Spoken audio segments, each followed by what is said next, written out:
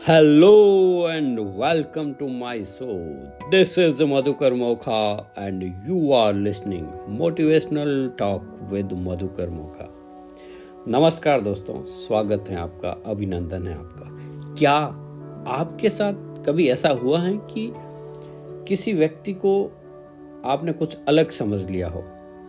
जैसे उदाहरण के लिए कि किसी व्यक्ति के प्रति आपके भाव कुछ अलग हो गए हो, जो वो था नहीं, आपको बाद में सच का पता चलता है तो आपको बड़ा दुख होता है कि ओहो, मैंने भी इस आदमी को क्या समझ लिया, मैंने भी इस बात को क्या समझ लिया। हाँ दोस्तों, हमारा दिमाग है ना, हमेशा पास्ट की किसी चीज के साथ जोड़ता है।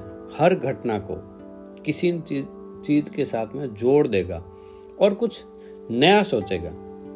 जैसे कि आपने सुना होगा कि कोई भी सूचना हमारे मस्तिष्क में आई तो हमारा दिमाग या तो उसको डिलीट करेगा या डिस्टॉर्ट करेगा या जनरलाइज कर देगा। हूबहू वैसी घटना को रिकॉर्ड नहीं कर सकता।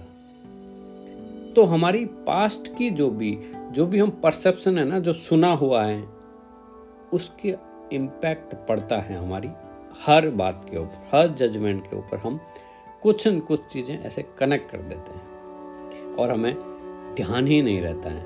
अक्सर ऐसी घटनाएं इंसानों के साथ होती रहती हैं कि सामने वाला किसी और चीज़ के बारे में बता रहा होता है और वह कुछ और ही समझकर उसका अनुमान लगा देता है और वास्तविकता का पता ही नहीं पाता।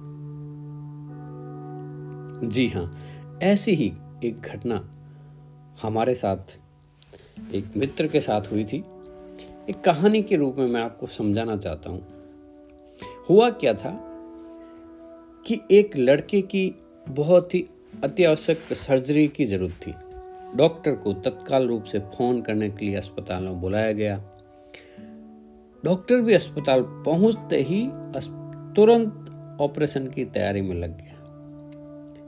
तैयारी के बाद जब वो ऑपरेशन थिएटर की ओर बढ़ रहे थे, तब उसकी मुलाकात उस लड़के के पिता से हुई। पिता काफी परेशान और चिंतित दिखाई दे रहा था। उन्होंने डॉक्टर को देखते ही पिता ने गुस्से से उनसे कहा, आपने आने में इतना समय क्यों लगाया? क्या आपको नहीं जानते हैं कि मेरे बेटे की जान खतरे में है? आपको अपनी जिम्मेदारी का बिल्कुल एहसास ही नहीं है। डॉक्टर कुछ पल शांत रहे और कहा, मुझे अफसोस है, मैं अस्पताल में नहीं था। कृपया मुझे क्षमा करें, आप शांत हो जाएं। ताकि मैं अपना काम आराम से कर सकूं। उस पर लड़के के पिता ने कहा, अगर मेरे बेटे की जगह अगर आपका कोई नजदीकी रिश्तेदार की मौत से जूझ रहा होता तो क्या आप शांत रह पाते? उसकी बात का बुरा न मानते हुए डॉक्टर ने जवाब दिया कि डॉक्टर भगवान नहीं होते, वे मात्र मरीज को बचाने के प्रयास करते हैं। हम अपनी ओर से पूरी कोशिश करेंगे कि तुम भी अपने बेटे के लिए प्रार्थना करो साथ में। साथियों, कुछ ही घंटों के बाद सर्जरी कर जब वो डॉक्टर बाहर आए तो उसकी चेहरे पे खुशी दिखाई दे रही थी। उसी से ही आइडिया लग गया कि भगवान का शुक्रिया अदा करके डॉक्टर ने उस लड़के के पिता से कहा कि ऑपरेशन कामयाब हुआ, आपके बेटे की जान बच गई है।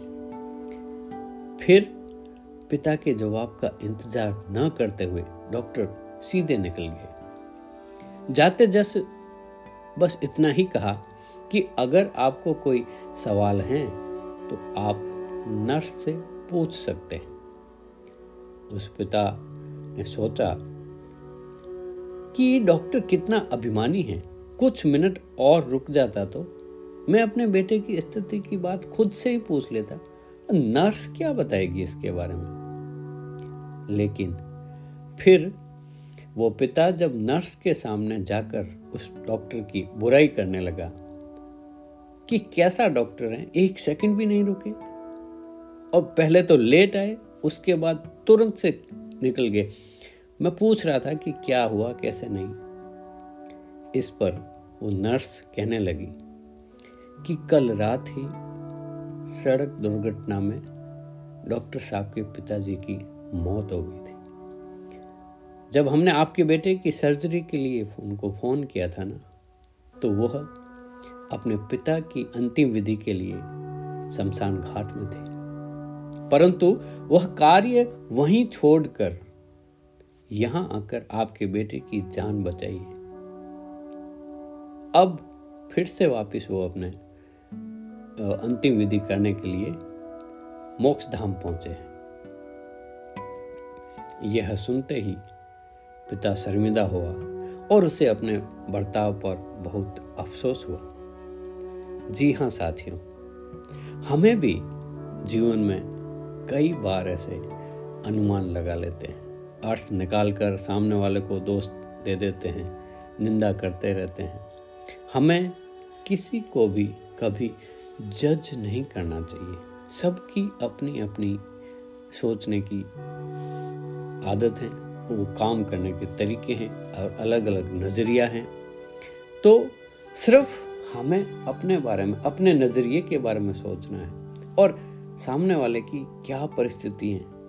तो कई बार इस चक्कर में हम गलत अनुमान भी लगा लेते हैं। जी हाँ दोस्तों, तो यही एक तरीका है कि हम वास्तविकता को पहचानें। घटनाओं पे परदोष नहीं, स्वदर्शन करें।